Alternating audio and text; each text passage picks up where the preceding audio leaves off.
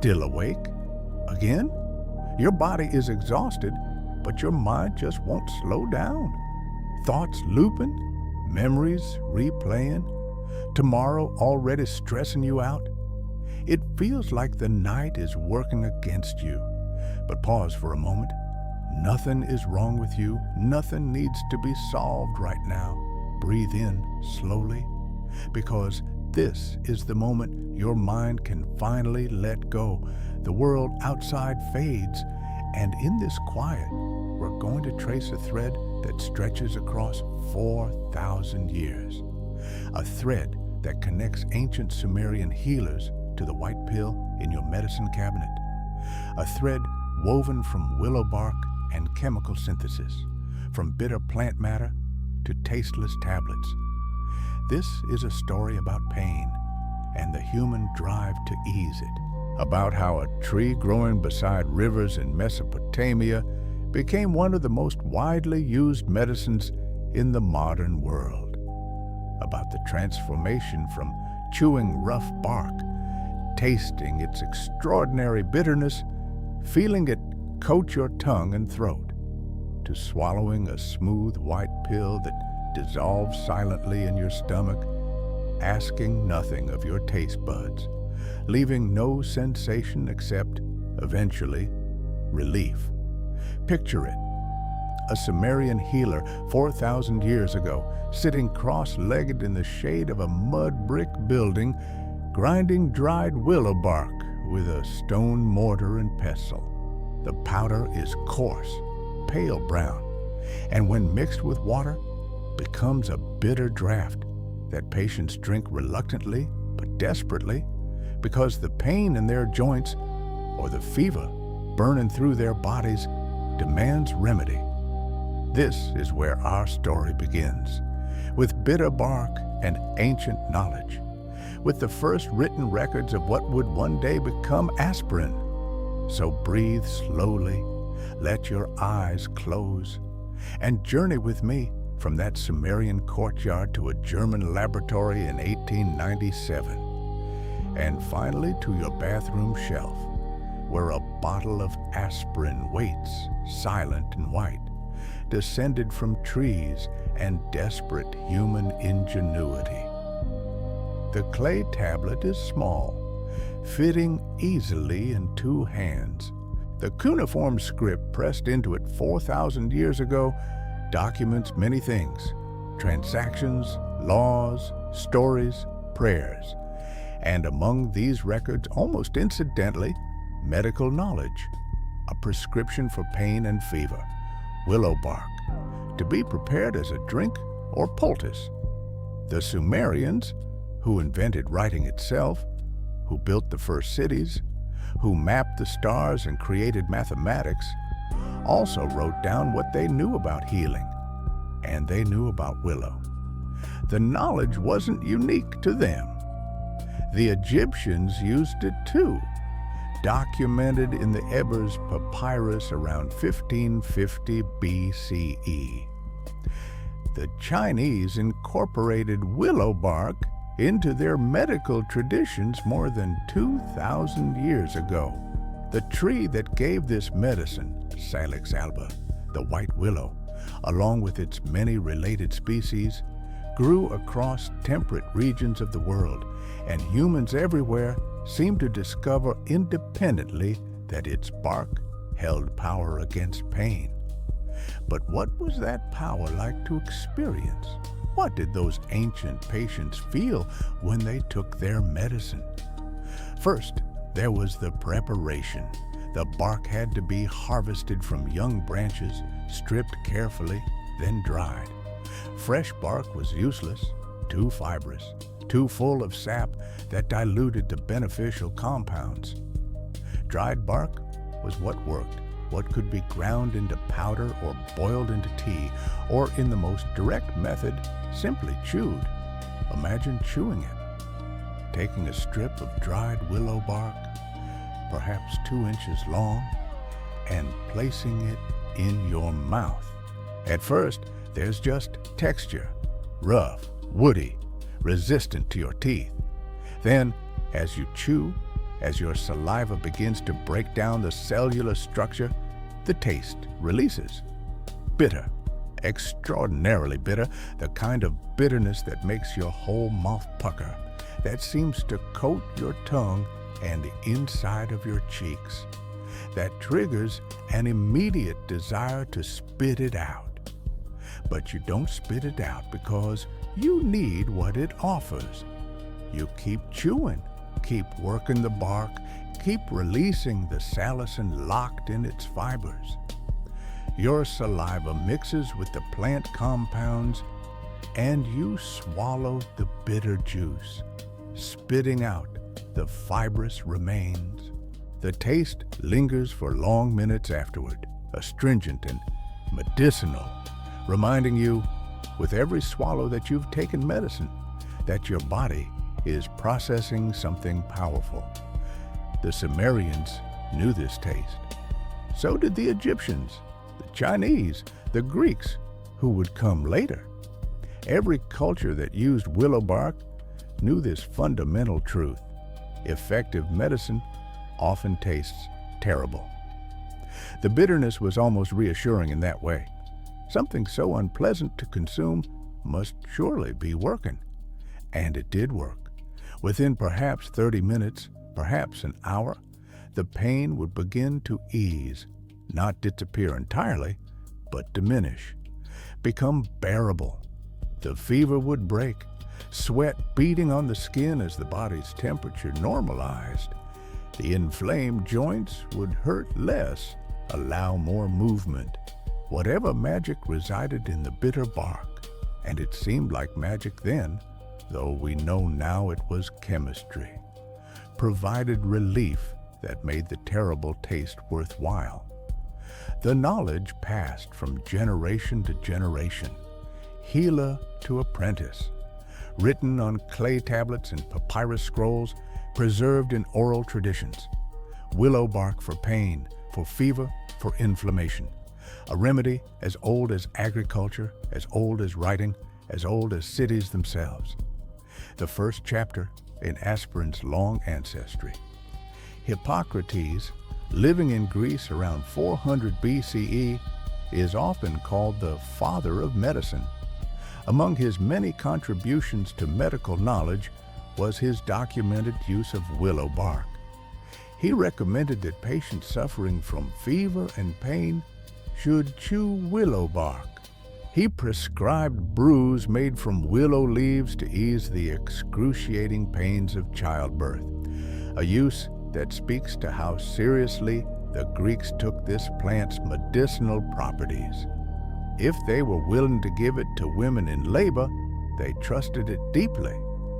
A few centuries later, other Greek and Roman physicians continued the tradition. Dioscorides, a physician who traveled with Roman armies and compiled an enormous medical text called De Materia Medica, included willow in his pharmacopoeia. He recommended it for inflammation and pain, confirming what Hippocrates had known. Galen, another Greek physician who became the most influential medical authority for over 1,000 years, documented willow's antipyretic and anti-inflammatory effects.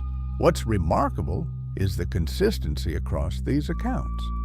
Different physicians, different centuries, different parts of the Mediterranean world, all independently confirming the same properties. Willow bark reduces fever, eases pain, diminishes inflammation. The empirical evidence gathered over hundreds of years by careful observers was overwhelming. After the fall of Rome, medical knowledge retreated into monasteries.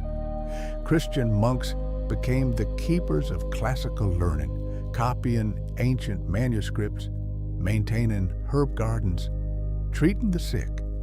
And among the plants they cultivated and used was willow. Hildegard of Bingen, a 12th century German Benedictine abbess, herbalist, and visionary, wrote about using willow for fever and rheumatism. Henrik Harpestring, a 13th century Danish physician, made similar recommendations. Through all this time, the preparation remained essentially unchanged. Willow bark, dried and powdered, mixed into water or wine to make a bitter drink, or the bark itself, chewed directly for more immediate effect. The taste remained as unpleasant as ever, but medicine wasn't supposed to be pleasant. It was supposed to work. There's something beautiful in this continuity. For nearly 3,000 years, from Sumerian clay tablets to medieval monastery gardens, the knowledge held. Willow bark works. The method of preparation barely changed. The bitter taste remained constant. Patients across millennia shared the same grimace when they drank their medicine, the same relief when it began to work. But underneath this continuity, understanding was growing. Physicians noticed patterns. They observed that willow seemed to work particularly well for certain types of pain: joint pain, headache, the aches that accompany fever. They noted that it reduced swelling. They began, without understanding the mechanisms, to build a more sophisticated picture of what this plant could do. The modern era of investigation began with Reverend Edward Stone in 1763. Stone conducted what might be considered one of the first clinical trials, treating 50 patients suffering from ague, a likely malaria, with powdered willow bark mixed in water. He documented his results and reported them to the Royal Society of London, bringing willow bark's effects into the realm of systematic scientific study. His description of the taste echoes through the centuries. Extraordinary bitterness. The same bitterness the Sumerians knew, that Hippocrates acknowledged, that medieval monks endured. Across all those years, the medicine and its challenging flavor remained unchanged. What would change dramatically was about to begin in the laboratories of 19th century chemists. The 19th century transformed medicine through chemistry. Scientists learned to isolate and purify the active compounds from medicinal plants, to understand their molecular structures, to modify and synthesize them. Willow bark became a subject of intense investigation. In 1826, a French pharmacist named Henri Leroux isolated a crystalline substance from willow bark. He called it salicin, from salix, the Latin name for willow. 2 years later, a German pharmacist named Johann Buchner independently purified the same compound, confirming the extraction and refining the process. But salicin wasn't the final form. By 1838, the Italian chemist Raffaele Piria had found a method to convert salicin into salicylic acid. This was closer to the active compound, more potent than salicin itself. Salicylic acid could be produced synthetically as well, and by 1874, it was being manufactured commercially. There was a problem, though. Salicylic acid, while effective at reducing pain and fever, was terrible on the stomach. It caused nausea, gastric irritation, and sometimes worse. The bitter taste had been replaced by a different kind of unpleasantness, one that made patients sick in new ways, even as it eased their original complaints. The solution came in 1897 in the laboratories of Bayer Pharmaceutical Company in Germany. A chemist named Felix Hoffmann, reportedly motivated by his father's struggle with arthritis and the gastric distress caused by salicylic acid treatments, found a way to modify the compound. He added an acetyl group to salicylic acid, creating acetyl salicylic acid. This modification made all the difference. Acetyl salicylic acid retained the pain-relieving, fever-reducing, anti-inflammatory properties of its predecessors, but was much gentler on the stomach. It could be pressed into tablets that dissolved after swallowing, releasing the drug gradually rather than all at once. Bayer began selling it in 1899 under the brand name aspirin. The name came from A for acetyl and spirin from spirea, the meadow sweet plant, another source of salicylates. The product was revolutionary, a standardized, reliable, well-tolerated pain reliever that could be manufactured consistently. The bitter bark that ancient healers chewed had become a white powder, still bitter if you tasted it directly, but now pressed into tablets designed to be swallowed whole. The medicine's effectiveness had been concentrated, refined, made predictable. A single tablet contained a precise dose, not the variable amount you might get from bark that depended on the tree's age, the season of harvest, the method of preparation. The transformation was chemical, but also experiential. Ancient patients had to confront the bitterness directly, had to taste the medicine's power. Modern patients could swallow a pill with water, bypass their taste buds entirely, and receive the same relief. Look at an aspirin tablet, small, white, often round, perfectly uniform. It sits in your palm weighing almost nothing, cool and smooth against your skin. There's no taste to it unless you let it dissolve on your tongue, which nobody does. You place it in your mouth, swallow it with water, and it disappears down your throat without ceremony, without sensation, leaving behind only the faint taste of the water you used to wash it down.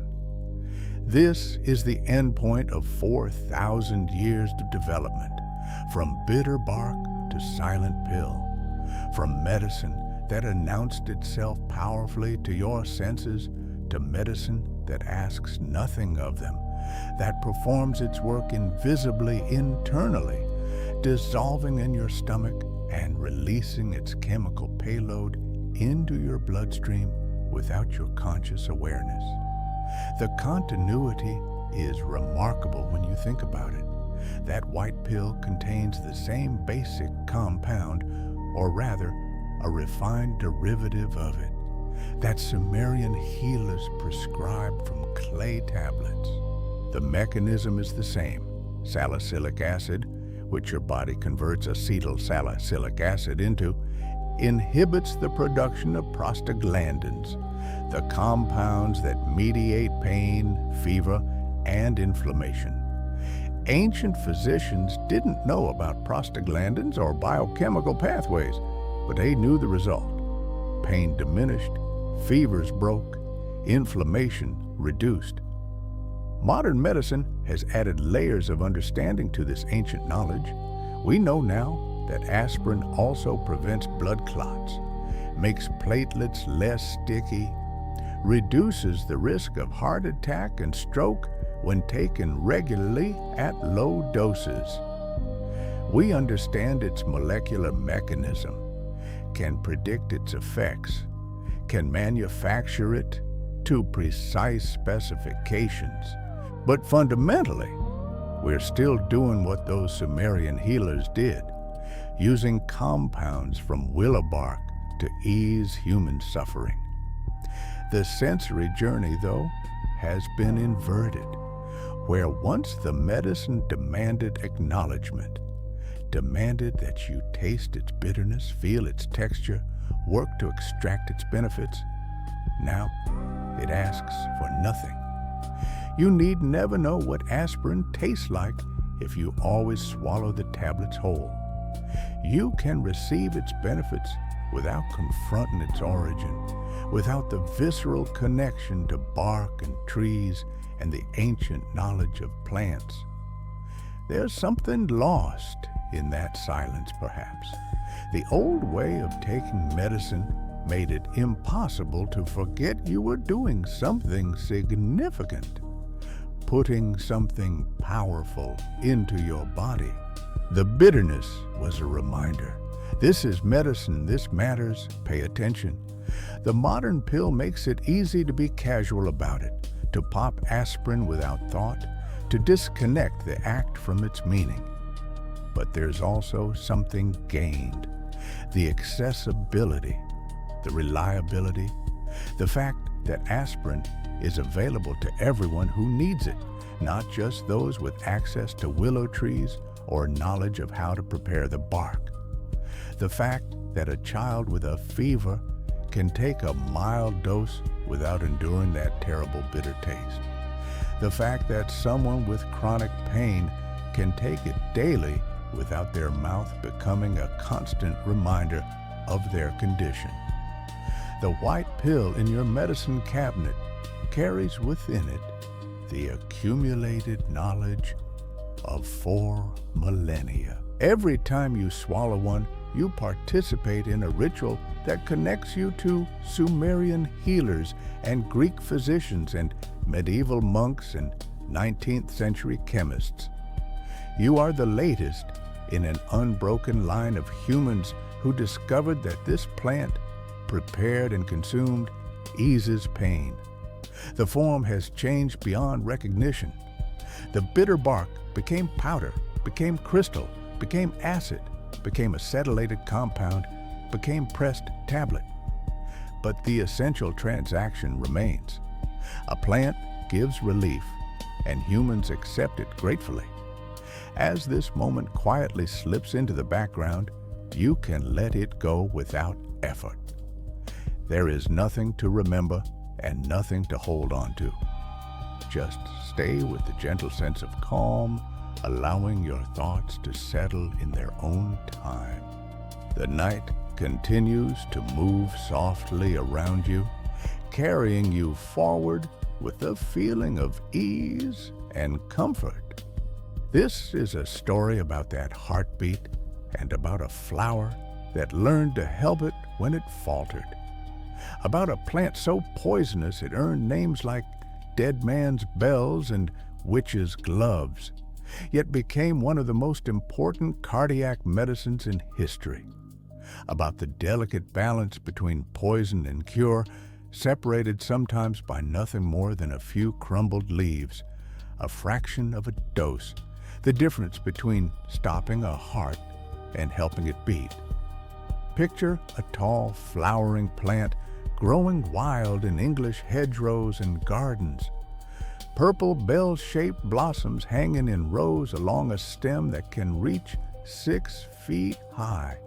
Each flower spotted inside like a glove marked with fingerprints. Beautiful, elegant, and deadly. Every part of it, roots, leaves, stems, flowers, seeds, contains cardiac glycosides that can kill.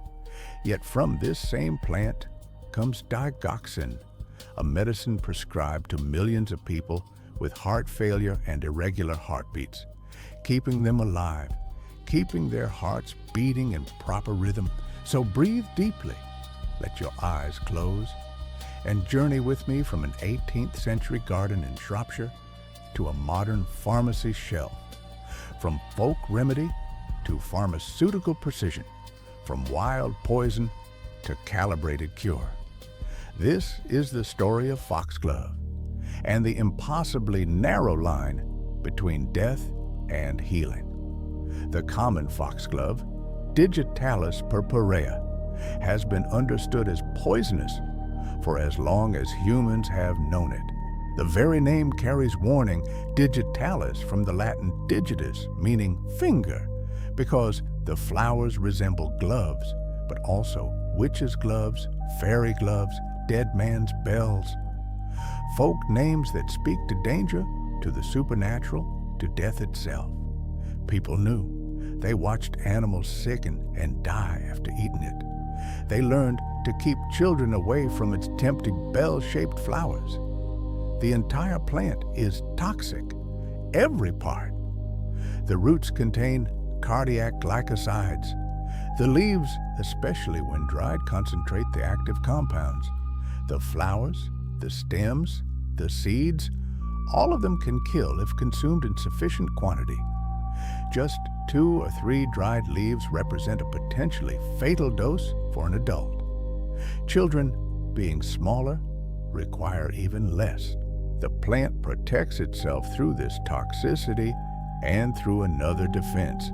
It tastes terrible, bitter beyond description, a bitterness that makes you want to spit it out immediately, that warns your body through taste alone that this is dangerous.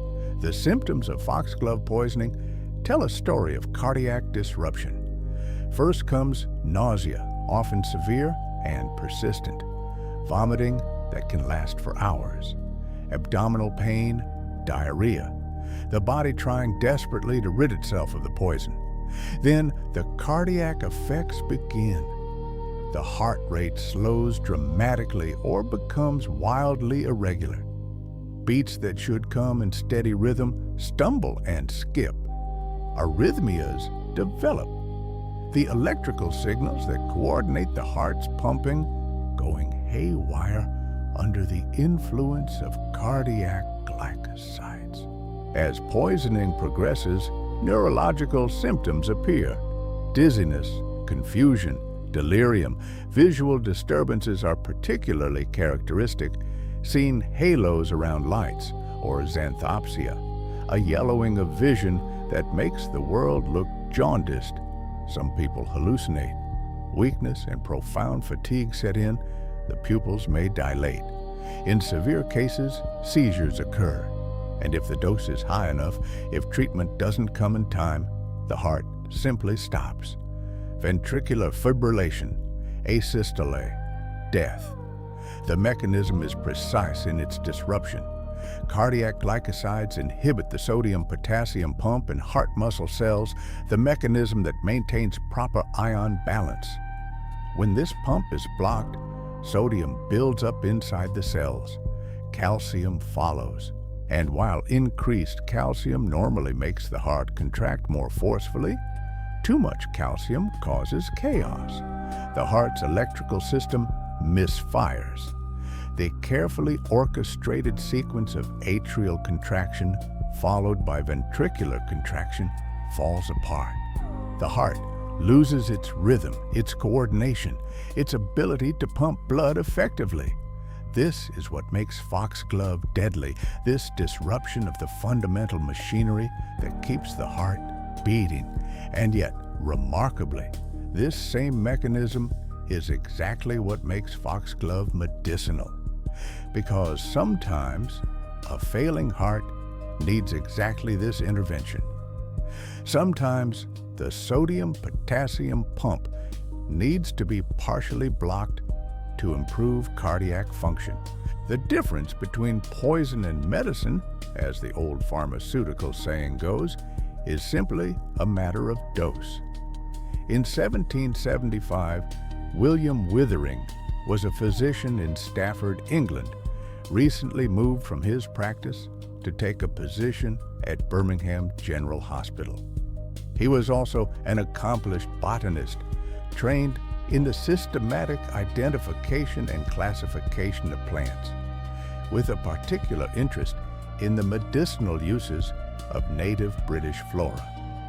When a colleague asked him to evaluate a family recipe for dropsy, the swelling of legs and abdomen that we now recognize as congestive heart failure, Withering approached it with both medical skepticism and botanical curiosity.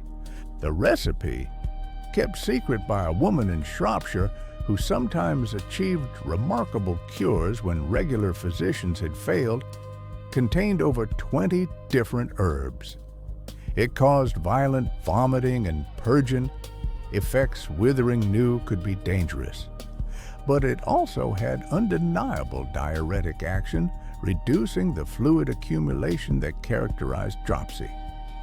Withering obtained the recipe and studied it, applying his botanical knowledge to identify which ingredient might be responsible for the beneficial effects. He determined It was foxglove. Despite the plant's reputation as poisonous, despite its being generally avoided by medical practitioners, Withering recognized that the symptoms the remedy produced, nausea, vomiting, and most importantly, increased urination, matched what he knew about foxglove's effects. The old woman had stumbled upon something significant, hidden among her 20 herbs, diluted enough to be effective rather than fatal. But Withering didn't simply adopt the folk remedy. He began a systematic investigation that would last 10 years. He experimented with different preparations. Foxglove tea, decoctions boiled in water, infusions steeped like regular tea. He tested different parts of the plant, finding that the leaves gathered just before the plant bloomed contained the most consistent concentration of active compounds. He tried various doses, discovering through careful observation that he had initially given far too much, misled by analogies to other diuretic drugs. He kept meticulous records, each patient treated, each dose given, each effect observed, success and failure both documented with equal honesty. Over those 10 years, he treated 158 patients with foxglove preparations. Of these, 101 experienced relief from their symptoms, their swelling reduced, their breathing easier, their hearts pumping more effectively. The other 57, Withering noted with characteristic honesty, had diseases not amenable to digitalis treatment. Tuberculosis, kidney failure, conditions where no amount of foxglove would help. In 1785, he published his findings, an account of the foxglove and some of its medical uses. The book was modest, practical, filled with case studies and careful observations. Withering described the optimal preparation method: dried leaves ground to a beautiful green powder. He specified dosing, a dose only slightly less active than what modern physicians would prescribe nearly 2.5 centuries later. He warned about side effects and described the signs of toxicity in detail. And crucially, he emphasized that the margin between effective dose and dangerous overdose was narrow. This was not a drug to be used casually or without close observation. The publication created controversy. Erasmus Darwin, another physician and member of the Lunar Society, claimed priority in discovering foxglove's use for dropsy. Arguments over credit ensued, souring friendships, demonstrating that even in the 18th century, medical discoveries generated professional jealousy. But Withering's work stood on its own merits. His careful documentation, his systematic approach, his honest recording of both successes and failures, these transformed foxglove from folk remedy into scientific medicine. What Withering had discovered, though he couldn't have fully understood it without modern biochemistry, was a drug with an extraordinarily narrow therapeutic index.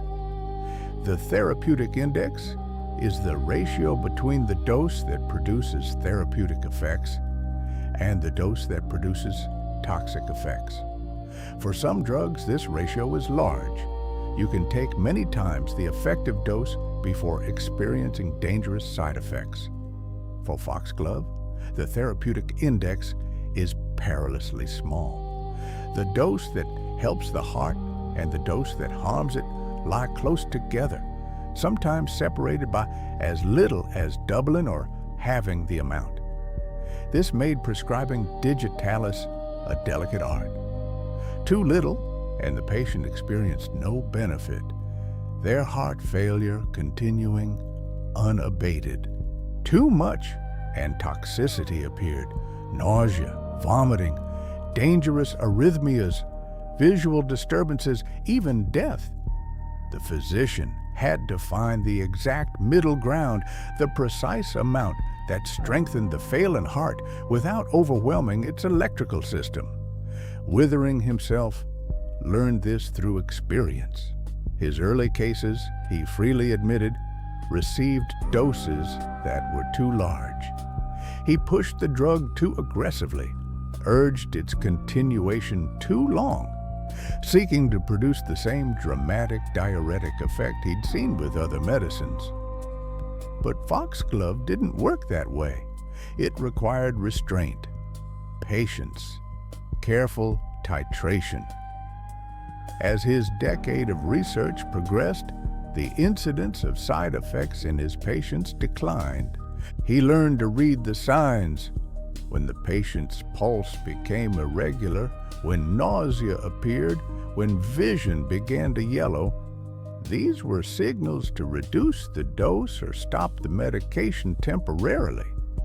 Modern analysis of Withering's case notes reveals that his side effect rates approximated those seen in contemporary practice. Over 200 years ago, working without blood tests or electrocardiograms or any of the monitoring tools modern physicians take for granted, Withering achieved dosing accuracy that holds up today. This is remarkable. It speaks to his careful observation, his attention to each patient's individual response, his willingness to adjust and learn rather than adhering rigidly to a predetermined protocol. The reason for this narrow therapeutic window lies in foxglove's mechanism of action. The cardiac glycosides bind to and inhibit the sodium-potassium ATPase pump in heart cells. A little inhibition produces therapeutic effects: stronger contractions, slower heart rate in cases of rapid atrial fibrillation, improved cardiac output in heart failure. But slightly more inhibition tips the balance toward toxicity. The intracellular calcium rises too high. Arrhythmias develop. The heart's electrical system loses its stability. This delicate balance meant that digitalis, despite its proven effectiveness, remained a dangerous drug. Throughout the 19th century, it was prescribed widely, sometimes too widely, as physicians tried it for conditions beyond its true indications. Overdoses were common. Deaths occurred. The medical community developed a wary respect for foxglove, acknowledging its value while recognizing its risks. Even today, with purified compounds and standardized tablets and the ability to measure blood levels, digitalis toxicity remains a concern. Patients taking digoxin require regular monitoring. Blood tests check not just digoxin levels, but also potassium and kidney function, because these factors affect how the drug works and how quickly it's eliminated from the body.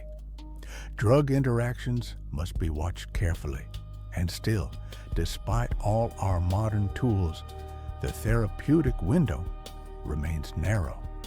The difference between helpful and harmful, between medicine and poison, remains a matter of careful calibration. The foxglove that Withering used was simply dried leaves ground to powder. The amount of active compound in these leaves varied depending on when they were harvested, which part of the plant they came from, how they were dried and stored. Standardization was nearly impossible with raw plant material. 2 batches of foxglove powder might differ significantly in potency, making consistent dosing difficult. In 1875, nearly a century after Withering's work, Johann Schmiedeberg isolated the principal active glycoside, digitoxin. This was a major advance.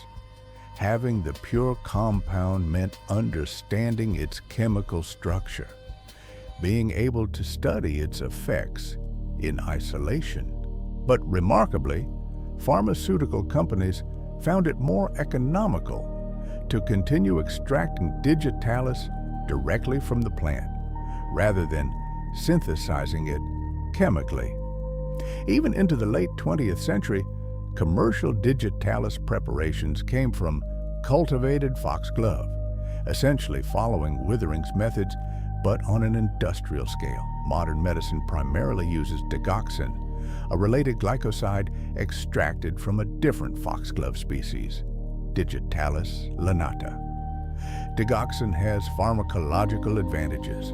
It's absorbed more reliably, has a shorter half-life, making overdoses somewhat easier to manage, and can be monitored through blood tests. The tablets are standardized, each containing exactly the prescribed dose, manufactured under conditions that ensure consistency batch after batch. Yet, the fundamental medicine remains the same. The cardiac glycosides in those white tablets are the same compounds that exist in wild foxglove, that were in the old woman's secret recipe, that Withering carefully extracted into his green powder. The mechanism of action hasn't changed, the therapeutic window hasn't widened. The balance between healing and harm remains as delicate as ever. What has changed is our ability to manage that balance. Modern physicians can measure digoxin levels in the blood, adjusting doses based on objective data rather than observation alone. They can monitor kidney function to predict how quickly the drug will be eliminated. They can watch for drug interactions that might increase toxicity. They can use antidotes, digoxin-specific antibody fragments that bind the drug and neutralize it in cases of severe poisoning.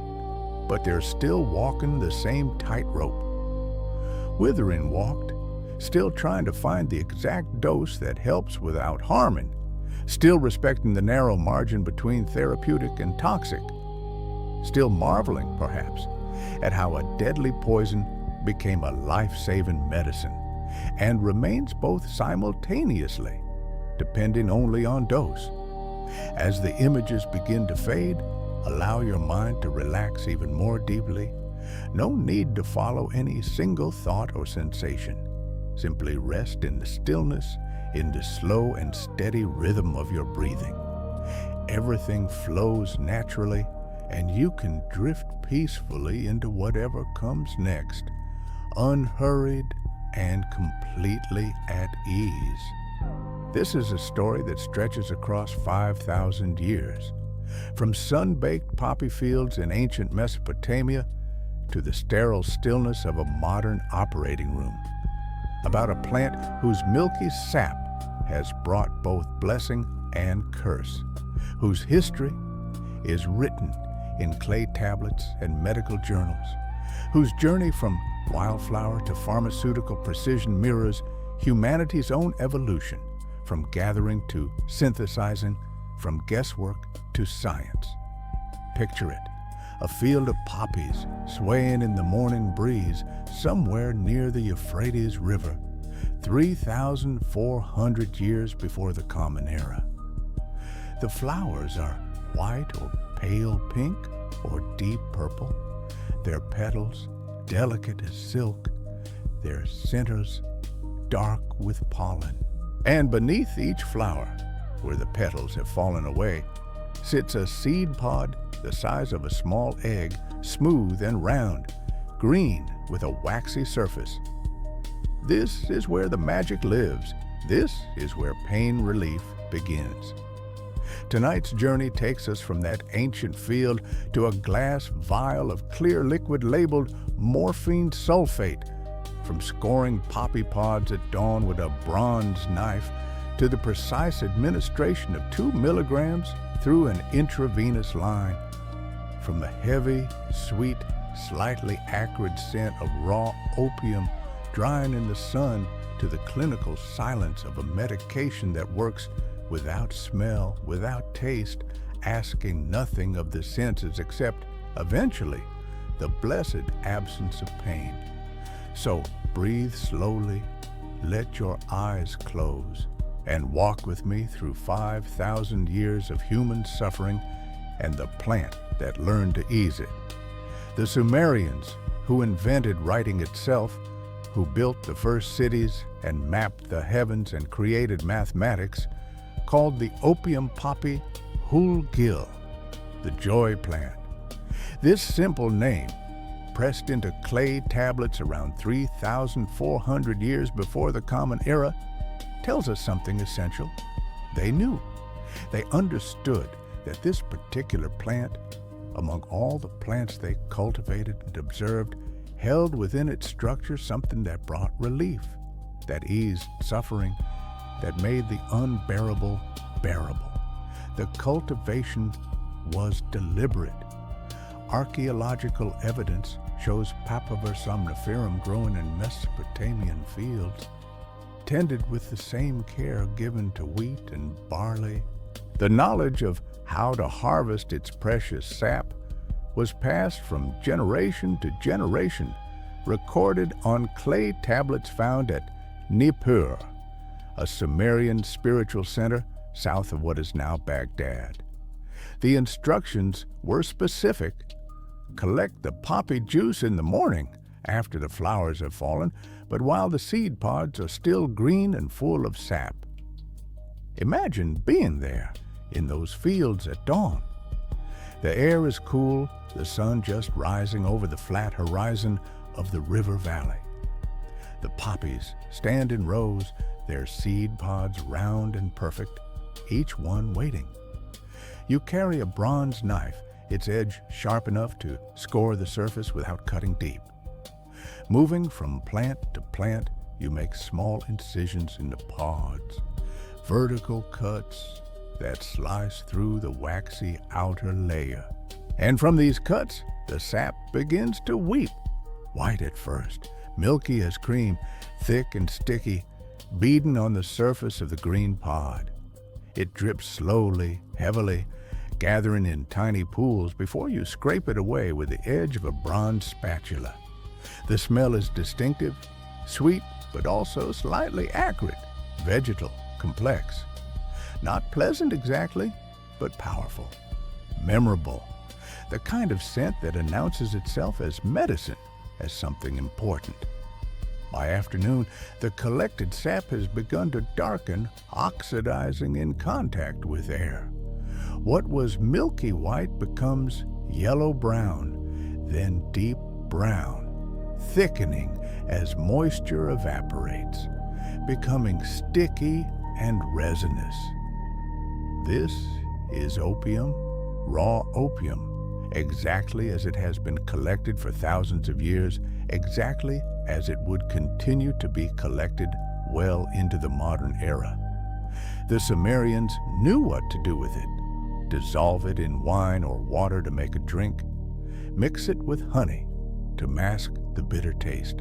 Apply it as a paste for wounds.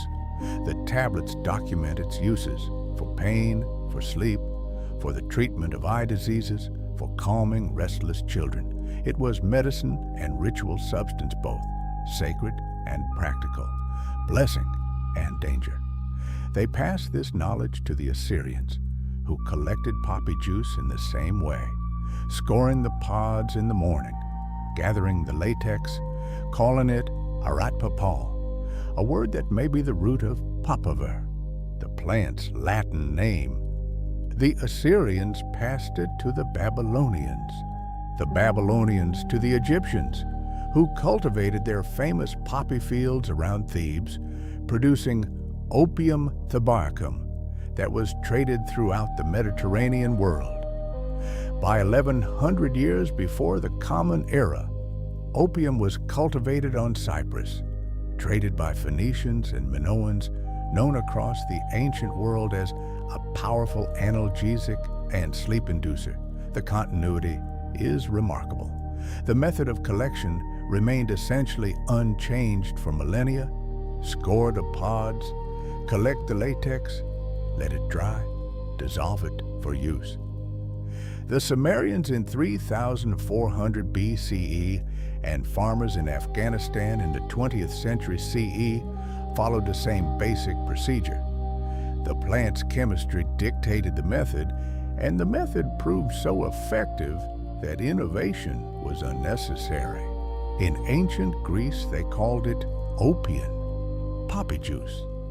Hippocrates, the father of medicine, prescribed it for a range of ailments. Dioscorides, the first-century physician whose 5-volume De Materia Medica would influence medicine for over 1,000 years, described the plant in detail, how to recognize it, how to harvest the sap, how to prepare it for medicinal use. He noted its cold nature, its sedative properties, its effectiveness against insomnia and restlessness. The experience of taking opium in its raw form was immediate and unmistakable. The taste was bitter, profoundly bitter, coating the tongue and throat with an astringent sensation that made you want to rinse your mouth. Dissolved in wine, the bitterness was somewhat masked but never entirely hidden. You could always tell when wine contained opium, even before the effects began. And then the effects. First, a gentle warmth spreading through the body, a softening of sharp edges, both physical and emotional. Pain that had been acute became dull, then distant, then barely noticeable. Anxiety that had been gripping loosened its hold. The mind grew calm, thoughts slowing like a river reaching the sea. The eyelids became heavy.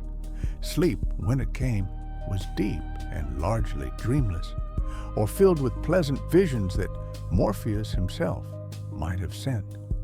The Greeks associated opium with their gods of sleep and dreams, Hypnos, Morpheus, Nyx, Thanatos. They saw in the poppy's effects something divine, something that belonged more to the realm of the sacred than the mundane. In religious ceremonies, particularly in the cult of Demeter, initiates likely consumed opium as part of their mystical experiences. The goddess herself was said to have eaten poppies when her daughter Persephone was abducted, seeking sleep as an escape from grief. The Romans continued these uses, documenting opium's applications with their characteristic practicality. Galen, whose medical writings would dominate Western medicine for over a millennium, prescribed opium for numerous conditions. He noted its antipyretic properties, its ability to reduce fever, and its effectiveness against inflammation. Celsus recommended using opium before surgery, recognizing that it could dull the excruciating pain of operations performed without anesthesia. Medieval physicians preserved this knowledge in monasteries and courts. They prepared theriaca, a legendary panacea containing up to 60 different ingredients, with opium as one of the key components. Simpler preparations existed too.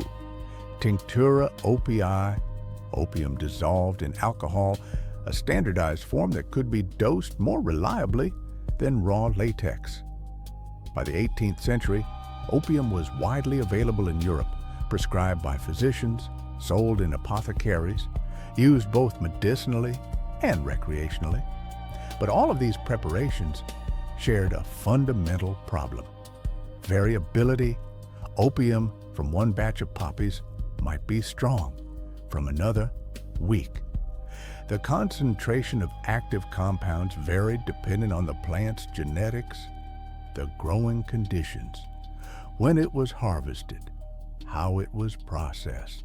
A dose that helped one patient might barely affect another, or might prove dangerously excessive. Medicine needed standardization, needed to know exactly what compound caused opium's effects, needed to be able to measure and control it precisely. In 1804, in Paderborn, Germany, a 21-year-old pharmacist's apprentice named Friedrich Wilhelm Serturner began experimenting with opium. Working in his spare time with simple equipment, driven by curiosity and the scientific spirit of his age, he dissolved opium in acid and precipitated out various substances, trying to isolate what he called the soporific principle, the sleep-inducing component. After months of trial and error, he succeeded. From the brown, sticky mess of raw opium, he extracted white crystals, pure, clean, beautiful crystals that dissolved in acid and could be precipitated again, that showed consistent properties that represented something no one had ever achieved before: the isolation of an active medicinal compound from a plant. He called it morphium after Morpheus, the Greek god of dreams. Later, when the term alkaloid was coined for this new class of compounds, the name became morphine, and it represented a revolution, not just the first alkaloid isolated from opium, but the first alkaloid isolated from any plant. Serturner had unwittingly launched an entirely new branch of science, alkaloid chemistry. He tested it on himself and on willing friends, establishing dosages through direct experimentation. 30 milligrams induced euphoria. A second dose brought drowsiness. A third dose produced sleep. For pain relief alone, he recommended 15 milligrams. These were numbers, specific quantities, reproducible doses. No more guesswork about how much opium to give. No more variability between batches, just pure morphine in measured amounts. The medical community initially rejected his discovery. It contradicted prevailing theory, which held that all plant substances must be acidic. Morphine was alkaline, the opposite. Disappointed, Serturner set his work aside for years. But eventually, French chemists confirmed his results. By 1817, when he published more comprehensive findings, his achievement was recognized. The French chemist Gay-Lussac promoted the work. Serturner received an honorary doctorate from Jena University, and morphine began its transformation from laboratory curiosity to essential medicine. Heinrich Emanuel Merck began commercial production shortly after. Physicians could now prescribe morphine in regulated dosages, achieving reliable pain relief without the risks of overdose that had plagued raw opium use. The invention of the hypodermic needle in the mid-19th century allowed even more precise administration, delivering morphine directly into the bloodstream where it could work immediately. But Serturner's crystals did something else too. They removed the sensory experience from the medicine. Raw opium announced itself with bitterness, with scent, with the sticky residue it left on fingers and lips. Morphine crystals were nearly tasteless when dissolved. They could be injected without ever touching the tongue. The medicine became invisible, silent, working without demanding acknowledgement from the senses that received it. Walk into a modern hospital operating room. The air is cool, filtered, nearly sterile. Everything is white or stainless steel, brightly lit by overhead lights that cast no shadows. The smell is antiseptic, alcohol, cleaning solutions, the faint, plasticky scent of medical equipment fresh from sterile packaging. There's almost no sound except the quiet beeping of monitors, the soft hiss of ventilation systems, the occasional murmur of voices, keeping volume low out of professional habit. On a stainless steel tray sits a syringe filled with clear liquid. 2 milligrams of morphine sulfate, dissolved in sterile water. The vial it came from is precisely labeled concentration, expiration date, lot number, everything needed to ensure consistency and safety. This liquid contains the same compound that Sir Turner isolated 200 years ago, that exists in the poppies still growing in fields from Tasmania to Turkey to Afghanistan, but it's been synthesized, purified, standardized, tested. It's pharmaceutical grade, it's precise. A patient lies on the operating table, connected to monitors that track heart rate, blood pressure, oxygen saturation, every vital sign quantified and displayed. They're in pain, perhaps from surgery, perhaps from an injury, perhaps from disease. The nurse calculates the dose based on the patient's weight, their condition, their other medications. She draws up the exact amount, confirms it with another nurse, then slowly injects it into the IV line. The morphine enters the bloodstream, crosses the blood-brain barrier, binds to mu-opioid receptors in the central nervous system. Within minutes, the pain diminishes. Not through the patient's senses recognizing medicine, not through tasting bitterness or smelling the heavy sweetness of poppy fields, but through pure chemistry. Molecules fitting into receptors like keys into locks, blocking pain signals, inducing calm, bringing relief. This is how far we've come. From Sumerian farmers scoring poppy pods with bronze knives to automated pharmaceutical manufacturing. From sticky brown latex collected in clay jars to clear liquid in sterile glass vials. From Hulgil, the joy plant, to morphine sulfate, USP grade, lot number 2024-0847. Yet the fundamental transaction remains unchanged. A plant gives relief from suffering. Humans accept it, refine it, administer it. The same alkaloid that brought sleep to ancient Sumerians brings sleep to modern patients. The same molecule that eased pain in Greek temples eases pain in 21st century hospitals. The chemistry is identical, only the delivery has evolved. The poppy fields still exist too, though now they're cultivated under strict regulation for pharmaceutical purposes. In Tasmania, in Turkey, in licensed fields in several countries, poppies grow as they've always grown. They bloom, their petals fall, their seed pods swell and mature, and from those pods, latex is still collected, still containing the same mixture of alkaloids it's always contained. Morphine, codeine, thebaine, all still there, exactly as they were 5,000 years ago. The difference is what happens next. Instead of drying the raw opium for direct use, modern processing extracts purifies, measures, standardizes. The plant's gift becomes medicine, not by eliminating its nature, but by understanding and controlling it, by bridging the gap between the heavy scented poppy field and the clinical silence of the anesthesia room. And as this scene dissolves into quiet, a new sense of softness takes its place. Let your awareness remain light and unburdened, free from expectation or effort. The night is gentle, and your mind can wander freely, moving with a calm and effortless rhythm, guiding you further into rest.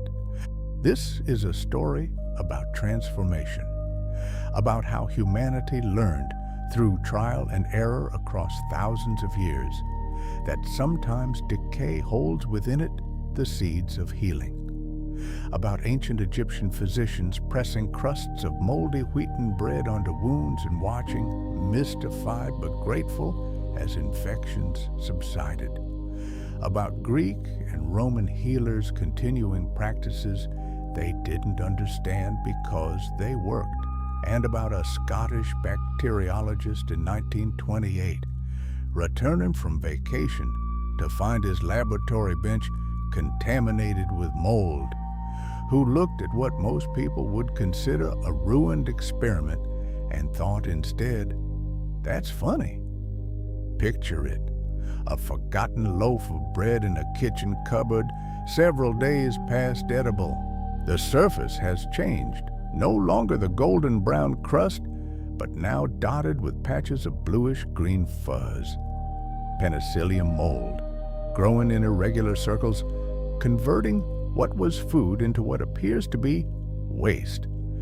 Your first instinct is to pick it up between two fingers and drop it directly into trash.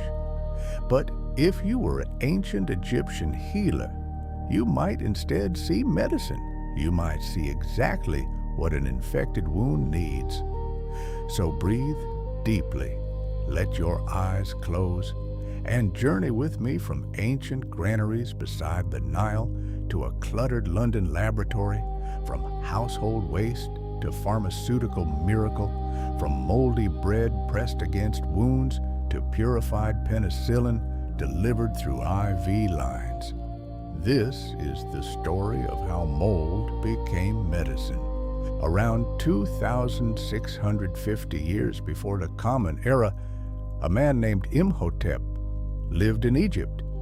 He was many things: chief advisor to Pharaoh Djoser, architect who designed the first pyramid, and most importantly for our story, a physician.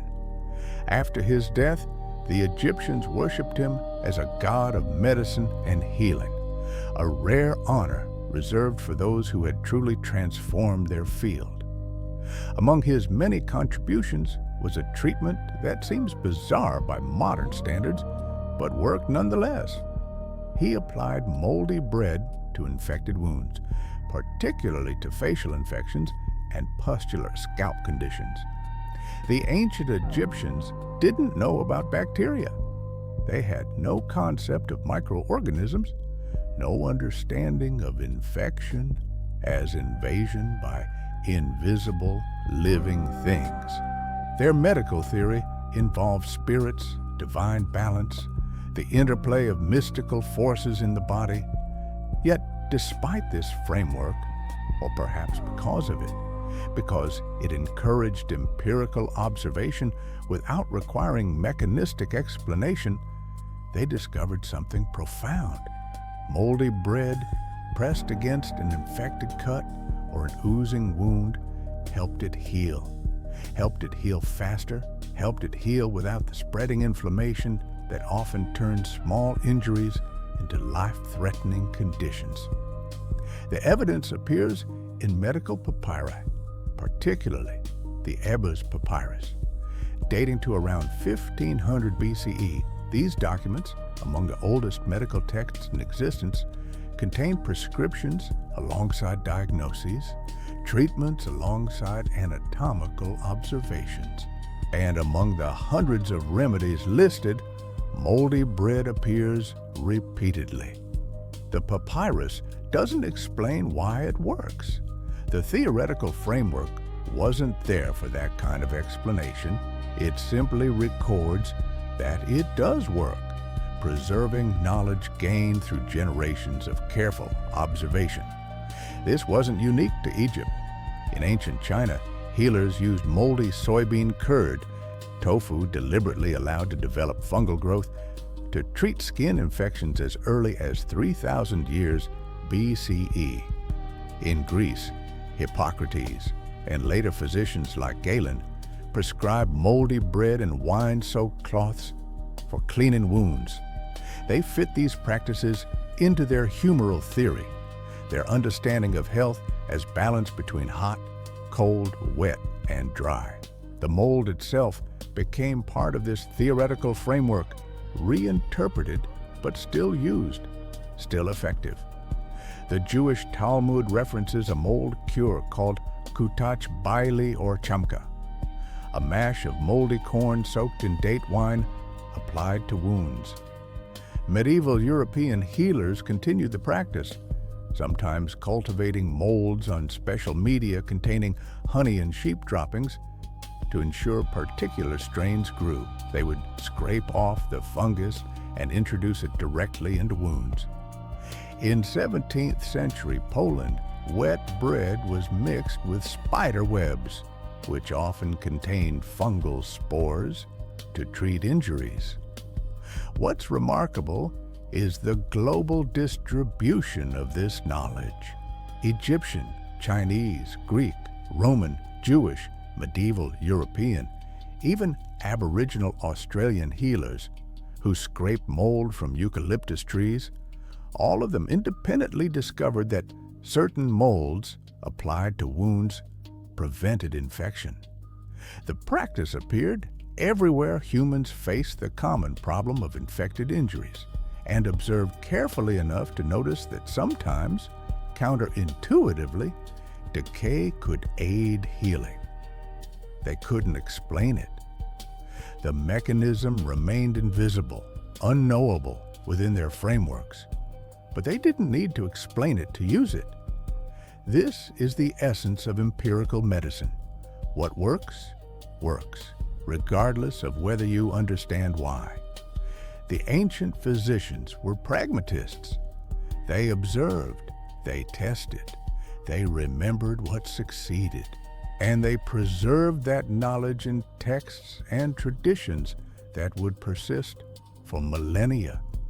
To understand what these ancient healers were working with, you must imagine moldy bread not as an abstract concept, but as a tangible thing, a physical presence with its own texture, smell, and appearance. Fresh bread is beautiful. Golden brown crust, soft interior, that yeasty aroma that makes mouths water. But leave it exposed to air for several days, especially in humid conditions like those common in the Nile Valley or Mediterranean regions, and transformation begins. The surface that was smooth becomes fuzzy. The color that was warm and golden develops patches of blue-green, sometimes mixed with white or gray. The texture changes from firm to increasingly soft as the mold's digestive enzymes break down the bread structure. The smell changes too. Fresh bread smells appetizing, inviting. Moldy bread smells of decay, that musty, earthy odor we associate with basements and forgotten food. It's not a pleasant smell exactly, but neither is it the putrid stench of true rot. It's somewhere in between, organic, slightly sweet underneath the mustiness, complex in ways that signal biological activity. Touch the mold, and it feels different from the bread beneath. There's a softness to it, a fuzz that comes away on your fingers. The mycelium, those thread-like structures that make up the fungal body, have grown across and into the bread surface, creating a felt-like layer. Beneath this, the bread itself has begun to soften, to break down, making it easier to crumble and apply as a poultice. An ancient Egyptian healer preparing this treatment would tear off the moldiest portion of bread, perhaps dampen it slightly with water or wine to make it more pliable, and press it directly against the wound. The sensation for the patient would be odd, cool, damp, slightly rough from the bread's texture, with that pervasive musty smell close to their face if the wound was on a head or neck. Not comfortable exactly, but not painful either. Just strange, unfamiliar. A reminder that this was medicine, something set apart from ordinary experience. The treatment would be left in place for hours, perhaps changed daily. The healer watching for signs that it was working, and often it did work. The redness that ringed the wound would diminish.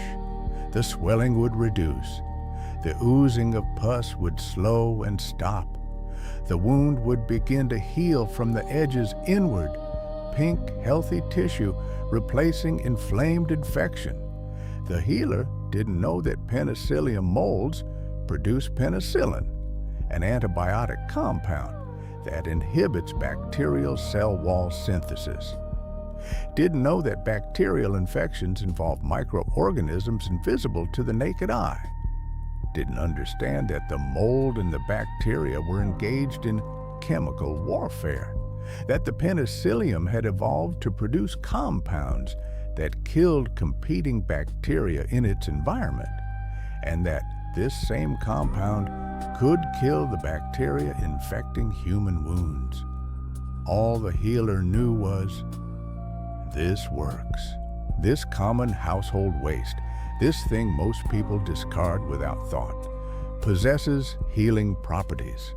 And so the practice continued, generation after generation, culture after culture, preserved in texts and traditions, a thread of empirical knowledge waiting for someone to understand the mechanism behind the effect.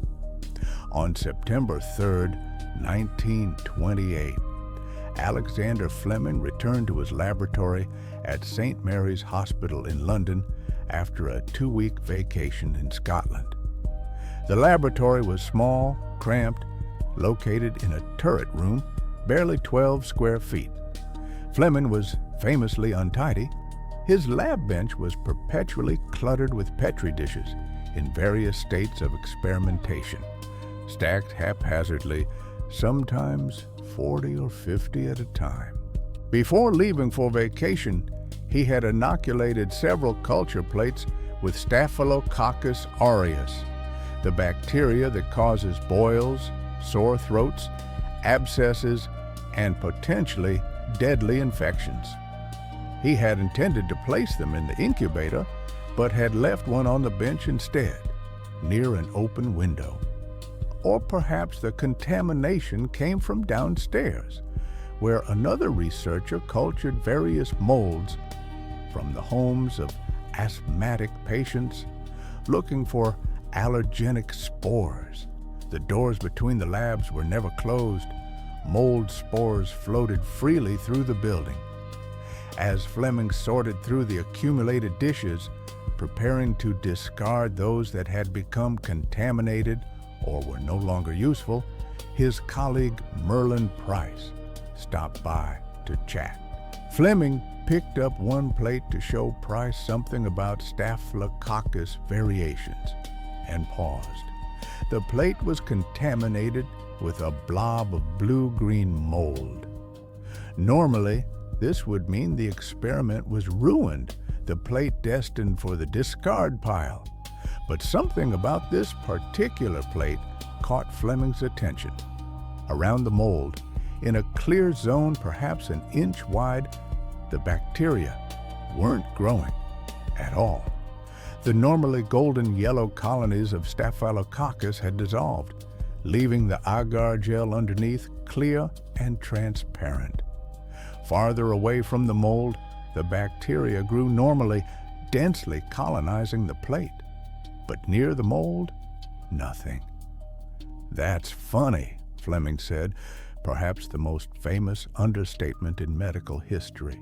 Price, who had witnessed Fleming's earlier discovery of lysozyme through a similar accident, Fleming's mucus contaminating a bacterial culture and revealing antibacterial properties, said, "That's how you discovered lysozyme." But this was different. This was better. This worked against pathogenic bacteria that lysozyme left untouched. Fleming photographed the culture, a fortunate decision that would preserve evidence of what he'd seen. He took a sample of the mold for identification, eventually determining it was Penicillium notatum, though later genetic analysis would reveal it was actually Penicillium rubens. He grew the mold in culture, experimenting with it over the following months, confirming that it produced some substance, he called it mold juice initially, later penicillin, that killed a wide range of harmful bacteria. His early experiments were promising. The mold juice could kill streptococcus, meningococcus, diphtheria bacillus, and many other deadly pathogens. It seemed non-toxic when tested on laboratory animals. It represented potentially a revolutionary tool for fighting bacterial infection. But Fleming and his assistants struggled to isolate and purify the active compound. Penicillin proved extraordinarily unstable, degrading quickly, difficult to extract in useful concentrations. When Fleming presented his findings to the Medical Research Club in 1929, his peers showed remarkably little interest. Perhaps they didn't grasp the implications. Perhaps the presentation was too tentative, too modest. Whatever the reason, the discovery languished for nearly a decade. Fleming himself did little further work on it, moving on to other research, though he kept the mold culture alive and occasionally sent samples to researchers who requested them. The breakthrough would require different minds, different skills, different circumstances. It would require the urgency of war and the expertise of chemists who could solve the purification problem Fleming hadn't been able to crack. In 1939, as Europe slid toward war, a team of scientists at Oxford University began investigating penicillin. Howard Florey, a pathologist and brilliant research organizer, led the team. Ernst Chain, a Jewish refugee from Nazi Germany, brought expertise in biochemistry. Norman Heatley contributed chemical engineering skills. Together with several others, including Edward Abraham and Margaret Jennings, they tackled the problem Fleming had abandoned: how to isolate, purify, and produce penicillin in therapeutically useful quantities. They succeeded where Fleming had failed. Through painstaking work, they developed methods to extract penicillin from the mold juice and concentrate it into a yellowish powder. In May 1940, they tested it on mice, infecting 8 mice with deadly doses of streptococcus, then treating 4 with penicillin while leaving 4 untreated. The untreated mice died. The treated mice survived. The results were dramatic, unambiguous, revolutionary. By February 1941, they had produced enough penicillin to attempt treating a human patient. Albert Alexander, a 43-year-old policeman, had developed a severe infection from a scratch. His face swollen, abscesses in his lungs, desperately ill. The Oxford team administered their precious supply of penicillin. Within 24 hours, Alexander improved dramatically, but the supply ran out. The team had been collecting Alexander's urine and extracting penicillin from it. 80% of each dose is excreted unchanged. But even this wasn't enough. The infection returned. 5 days later, Alexander died. They had proven penicillin could work in humans. They just couldn't produce enough of it. The Americans solved the production problem. At the Northern Regional Research Laboratory in Peoria, Illinois, scientists discovered that adding corn-steeped liquor to the culture medium increased penicillin yields exponentially. A lab assistant named Mary Hunt found a rotting cantaloupe melon at a local market. Its mold produced 6 times more penicillin than Fleming's original strain. Pharmaceutical companies, including Pfizer, developed deep tank fermentation methods that could produce penicillin on industrial scales. By D-Day in 1944, penicillin was available in sufficient quantities to treat Allied wounded. the drug that ancient Egyptians had used empirically, that Fleming had discovered accidentally, that Florey and Chain had developed methodically, now saved countless lives. Infections that would have been fatal became treatable. Wounded soldiers who would have died from sepsis survived. The mortality rate from bacterial infections plummeted. In 1945, Fleming, Florey, and Chain shared the Nobel Prize in Physiology or Medicine. Fleming's acceptance speech included a prescient warning. Overuse of penicillin could lead to bacterial resistance. He was right, of course. Bacteria evolve quickly, developing mechanisms to survive antibiotic exposure. The ancient molds that produced penicillin did so as part of their own survival strategy, chemical warfare against bacterial competitors. Now we use their weapons in our war against disease, knowing the bacteria will develop countermeasures, that the battle will continue, that no victory is permanent. But for now, tonight, as you drift towards sleep, consider this. The transformation from moldy bread pressed against wounds in ancient Egypt to purified penicillin delivered through IV lines represents both change and continuity. The substance is the same, penicillin, produced by penicillium molds. The mechanism is the same, antibacterial action. What changed was understanding. What changed was our ability to isolate, purify, standardize, and mass-produce what nature had been offering freely all along if we were observant enough to notice. As you sink deeper into rest, perhaps you can carry this image with you. A piece of bread forgotten in a cupboard, developing that familiar blue-green fuzz. And instead of seeing waste, seeing possibility. Seeing the thread that connects ancient healers to modern medicine, household decay to life-saving drugs, the accident of contamination to the deliberate science of antibiotics.